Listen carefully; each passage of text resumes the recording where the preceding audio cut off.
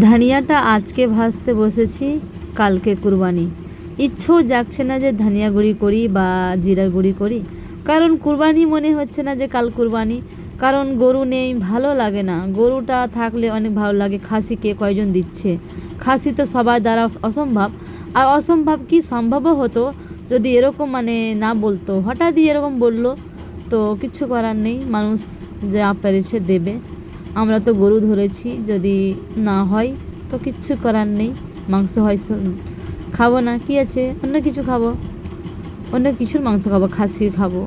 তো জিরা গুঁড়িটা করলাম। জিরাটা ভাজতে বেশি ভালো লাগে, কারণ তাড়াতাড়ি হয়ে যায়, ধনিয়াটাও হয়ে যায়। কিন্তু গরমকালে এরকম চুলাতে বসে আমাকে বিরক্ত লাগছে, তবুও করতে হবে, পেটে খেতে হলে সবই কিছু করতে হয়। আর ধনিয়া গুঁড়াটা করা হয়ে গেছে, আমার বড়ি করছে। আমার বর আমার বাড়ির কাজে হেল্প করে আমার। আর এটা না যে কি ওকে আমি করাই, নিজের ইচ্ছায় সব কিছু করে। দরকার পড়লে আমাকে রান্না করে সময় খাইয়ে দেবে, কিন্তু এরকম না যে কি আমার করবে না। তো দুজন মিলে আমরা করলাম। আর এগুলো ধনিয়া গুঁড়োগুলো একবার চেলে নিয়েছি, তারপর আবার মিক্সচারে মিশিয়ে আবার মিহি করে নিয়েছি। সুন্দর হয়েছে, জিরা গুঁড়ির মতো হয়েছে। তো তাড়াতাড়ি হয়ে গেল করা। তো দেখো, মনে হচ্ছে একই রং। এটা হচ্ছে জিরা গোলমরিচের গুঁড়ি, আর ওটা হচ্ছে ধনিয়ার গুঁড়ি। তো এই বালতিগুলো দেখতে পাচ্ছ, ছোটো ছোটো বালতি, এগুলো আমার মা দিয়েছে।